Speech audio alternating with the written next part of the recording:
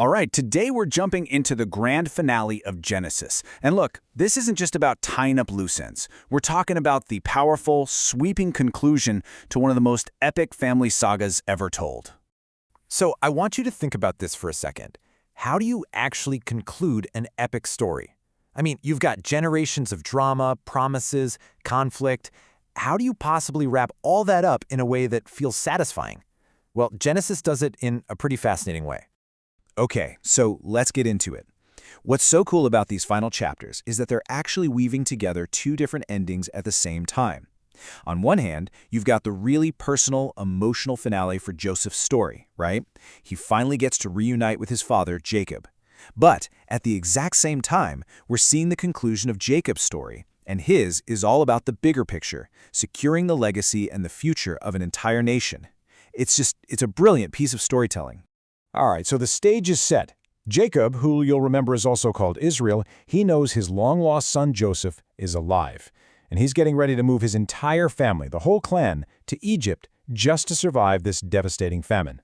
But you got to understand, this is not a simple road trip. No way. This is a journey that is just filled with fear and a ton of uncertainty.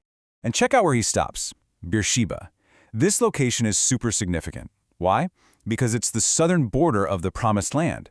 So by stopping here, Jacob is literally standing on the edge, you know? He's pausing right before he takes this massive, life-altering step into a foreign nation. He desperately needs to know if this is the right move. And you can totally understand why he's hesitating, right? I mean, this is the land God promised his family. Plus, there's some serious history here. During a famine before this one, God specifically told Jacob's father, Isaac, not to go down to Egypt. So, you see the problem? Jacob's facing this huge dilemma. Does he listen to his son's call to come and survive, or does he risk disobeying what seems like a past command from God? And then he gets his answer. God speaks to him directly.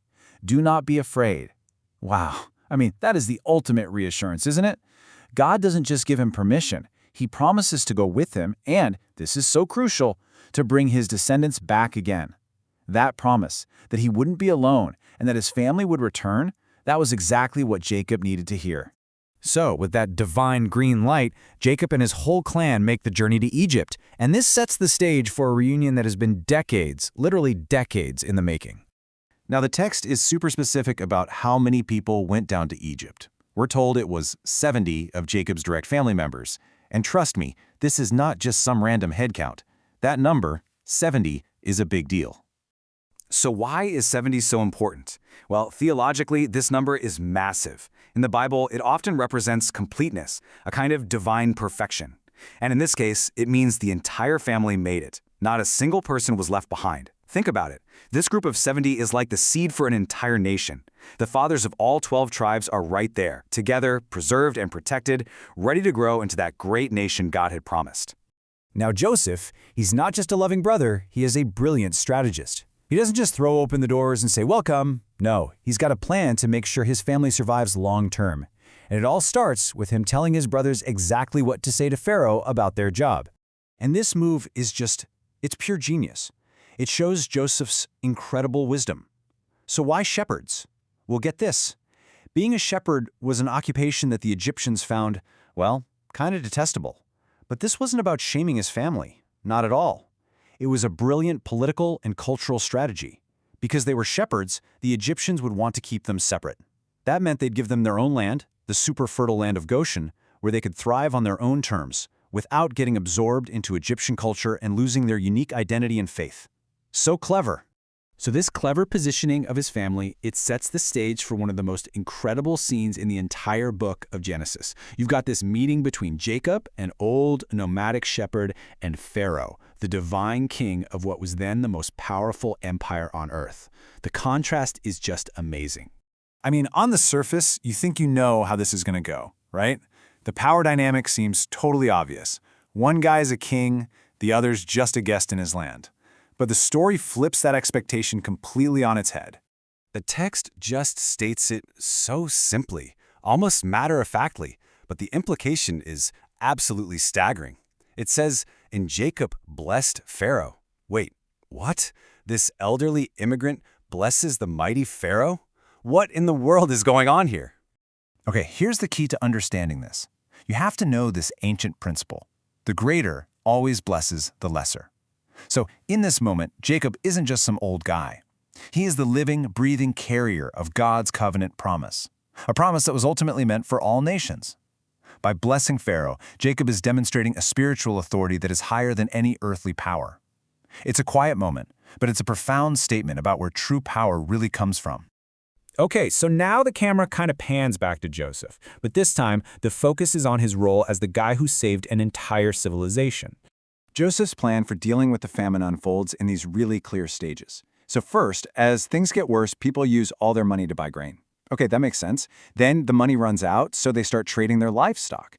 Finally, when there's nothing left, in total desperation, they sell their land and even themselves into servitude to Pharaoh, all in exchange for food to live and seed to plant for the future.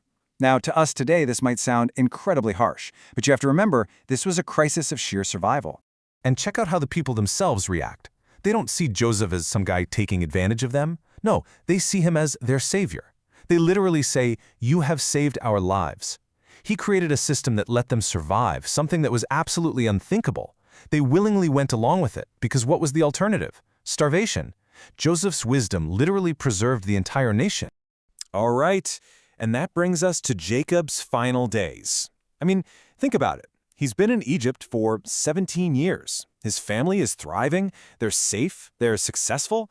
But Jacob's mind, it's not on all the comfort he has right now. It's fixed on a promise way off in the future. And this is such a powerful statement, isn't it? They've got the best land in Egypt. They're safe, they're prosperous. I mean, from a worldly perspective, there's every reason to just stay put and call Egypt home for good. But Jacob knows better. He knows that Egypt, as good as it's been to them, is not the final destination. It's just a temporary refuge.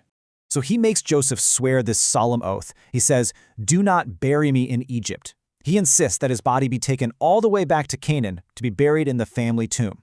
And look, this isn't just him being sentimental about his homeland. No, this is Jacob's final powerful act of faith. It's his way of screaming to the next generation that he believes in God's promise, the promise to give them that land, even though he himself won't live to see it fulfilled. And that really leaves us with a huge question to chew on, doesn't it? Jacob's story kind of challenges us to think about where we put our ultimate hope. It makes you ask yourself, what does it really mean to set your hope on a promise for the future, even when you're living in a place of comfort and safety right now? To believe so strongly in what's coming that it shapes every decision you make today. It's a question of faith that echoes way beyond the last pages of Genesis.